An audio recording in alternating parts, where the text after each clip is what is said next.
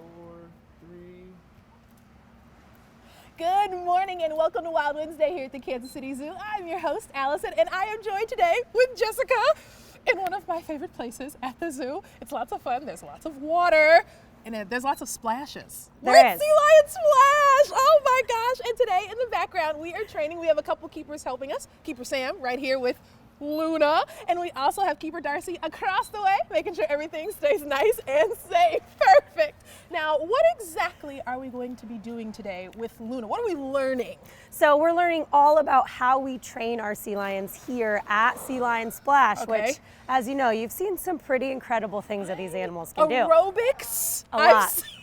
I've seen jumps, I've seen rolls, I've seen lots of eating, lots of fish eating. Yes. Which is my favorite. I think if I was an animal being trained, I would love to get snacks all the time. Exactly. So training is something we do all over at the Kansas City Zoo. Why do we train? What is it for? That's a great question. So we train here at the zoo for their mental and physical stimulation so that they can think about these behaviors. They can also gain muscle mass. They can be as healthy as possible so we can keep them in tip-top shape. That makes sense. We want them to stay physically healthy and mentally healthy, because we don't want them to get bored. Right. That's not fun at all. Okay, so what kind of training do we do here at Sea Lion Splash? So here at Sea Lion Splash, we use positive reinforcement training. Okay. So all that means is, if you think of positive as adding something, so the addition symbol, and negative is the subtraction symbol. We always add to our animal's environment using something to reinforce or increase the likelihood that they'll do that behavior again in the future.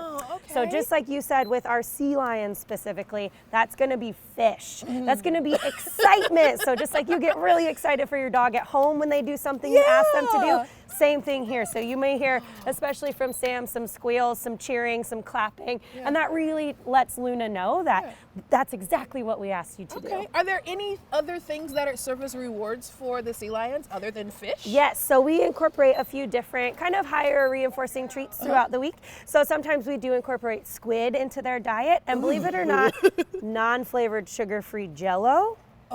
Which doesn't sound but for these guys, it can also provide more hydration for them. So we do feed them frozen and then thawed out fish. So if there was any water loss through that, that provides them with more. And it's something squishy, something fun that they don't get all the time. Like a little toy too. Yeah, so it's kind of a fun thing to give them. And I don't know, I just have a feeling Luna and Sam really love each other. So can their favorite keeper also be a positive reinforcement reward? Yes, we probably use that the most.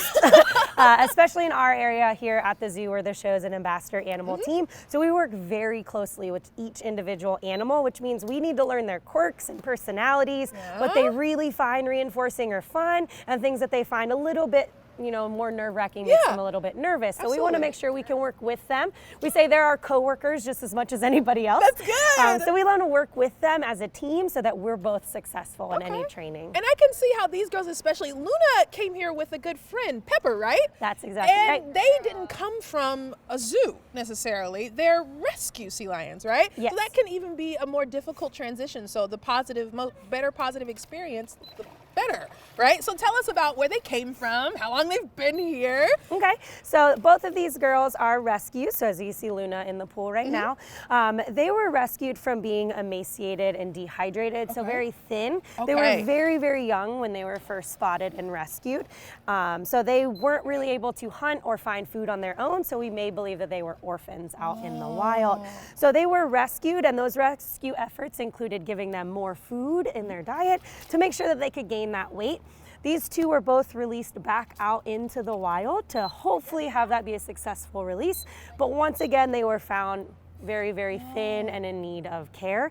So they were actually rescued twice out in the wild. And how we know that is they had a flipper tag on them when they were rescued the first time and released, so that they could be identified later. And Luna actually still has her flipper tag on her right flipper. Oh, the orange tag. Yes, so that's one way you can identify Luna. Now those tags can fall off over time. She's just kept hers. Pepper no longer has her favorite earring or flipper wing, I guess. Pepper no longer has her tag, but that's one way. Then she's the only animal here in the pool is Luna that you can see that flipper tag. So that's one way you can identify her when you come to the zoo. But yeah, so then these They're so silly. So these 2 girls were then placed with us in our care as a forever loving home. Yeah. So we can take care of them. And the main thing is they can be an ambassador for their species. We can talk to people in the middle of the country about ocean related issues, because a lot of times you wouldn't get to see these gorgeous, beautiful, wonderful animals here in Kansas City. So this is one place that you can come see them, learn about their stories, see all of those fun personalities and quirks and sounds. Just like that. I think so, yeah. So I see Keeper Sam, she's doing a lot of training, and I'm wondering, all right, Luna's pretty smart. In general, marine mammals are very smart, but sea lions specifically are extremely smart. So I know she's probably picked up on quite a bit of behaviors, and some of those behaviors are things we would actually, they've been put on a queue, but they're things that they would do actually out in the wild. What are some behaviors that they learn here that are similar to what you'd see in the wild? So some natural behaviors include kind of jumping in and out of the water, like a porpoising behavior like they do to get away from predators. So that's like one bow or one part of that porpoise that they could do, and they could use that to build up speed to get away from predators out in the wild.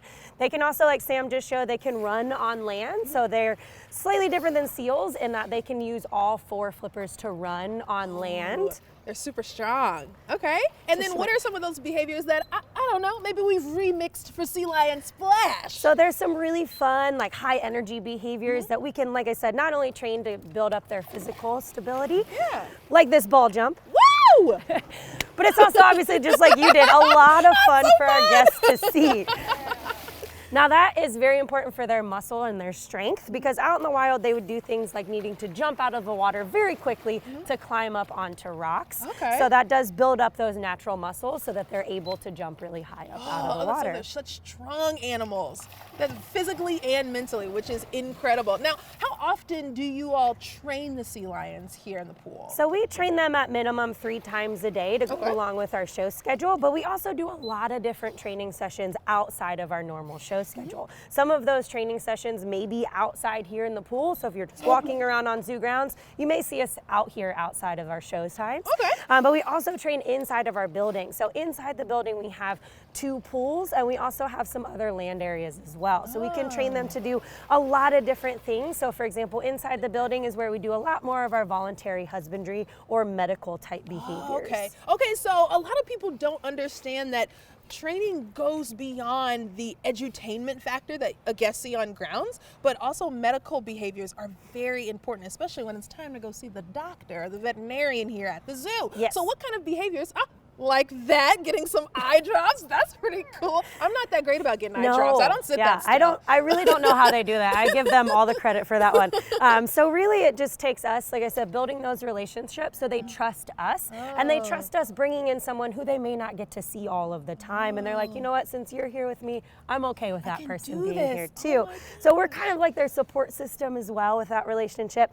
But we can train them different things, like different body layouts, so that we can check them all over, make sure that they're doing okay overall with their body condition, so that we can give any of those updates to our animal health department if we see anything that needs reported. Very cool. Now, there's one other thing I can't help to think. Luna is out here by herself today, getting all these delicious fish, but I know that multiple times a day, she's out here with way more sea lions. That's right. So, yes, Luna, I know. So how in the world do you train anywhere between 3, 4, 6 sea lions all at the same time? So a lot of times with our animals, we have trained them to be able to work together with one trainer.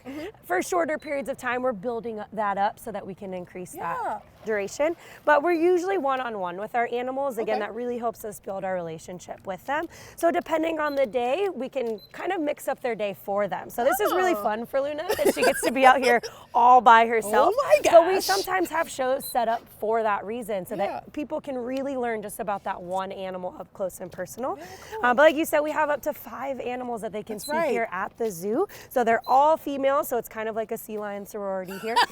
So we do mix up who's out here, who works in shows, who kind of has a show off or half a show, and that really mixes up. Like I said, they have no idea what's next in their day. Wow. Now, and I know Luna has shown us all of her all-star moves, Yes. but everybody's got to stay a student, and there are some things she needs to learn. So are there maybe some behaviors that you're working on fun that we could maybe see today? So we're actually gonna have Sam just really freestyle this for you this morning. So this isn't a behavior that she's working on at all, and she's never even attempted it or seen it or tried it at all. So we thought this would be really fun for you guys to be able to see, because a lot of times people see our animals do these behaviors in our show to show off what they can actually do, and it looks like they just know what to do automatically, right? Yeah. And that's why we do that. But there's a lot of training that goes on behind the scenes before you see that final product. So what Sam is attempting to train Luna, I'll give you an idea since it's probably very unclear right now. Yes. Is we are going to attempt to see if Luna will raise her hind flippers up into the air. Okay. Almost like doing a handstand. Yeah, like in a handstand. So her two front flippers are supposed to stay on the ground and her rear flippers come back. Okay. So what Sam's using is a couple of training tools that we use with our animals. So that's the first step we had to do with any training is what tools do we use, what do those mean, and how can we communicate with you? So she's using target pulls. So Luna is trained to touch her nose to the end of the target, but then she's also trained to target other body parts when a second target pull is presented. So they do guess a lot, and we just have to make sure that we're really clear as soon as they guess correctly. Yes, that's what we want to see, even if it's as small as her just doing that. Okay.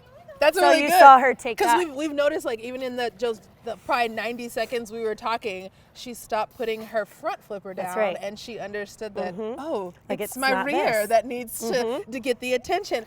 Oh my, they are so incredibly smart. And it's really cool to see the behind the scenes of how that they learn. Oh, I love watching her think. It's incredible. Let's see.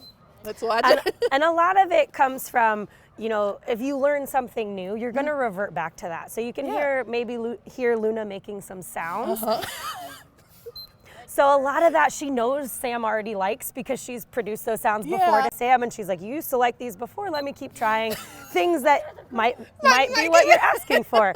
So a lot of times, like I said, they do guess when they're very first starting to learn, but if you can get them anywhere close to it. So if you're training your dog to sit, for example, you're not going to expect to say sit and they just do it, right? So a lot of people do this every single day. They're just not really aware of how we do it with ours because they're such huge behaviors. Yeah. And then the big shiny thing that happens at the end of all this, when she's learned the behavior, the bridge happens, then Sam's just going to be able to, like that, she's going to be able to use a hand gesture or say a vocal command, and they'll know exactly what to do. That's right. Which is incredible. And then, of course, they hear the whistle blow, and they get that delicious fish, which is what they really want. Oh, this has been so much fun on the deck here at Sea Lion Splash. Thank you so much, Jessica, no problem. and Sam, and Darcy, all the way over there. Thank you for helping us out. It has been lots of fun, Luna. I am so sorry. I couldn't forget about you. Thank you all so much for joining us here on Wild Wednesday. We will see you next time. See you later.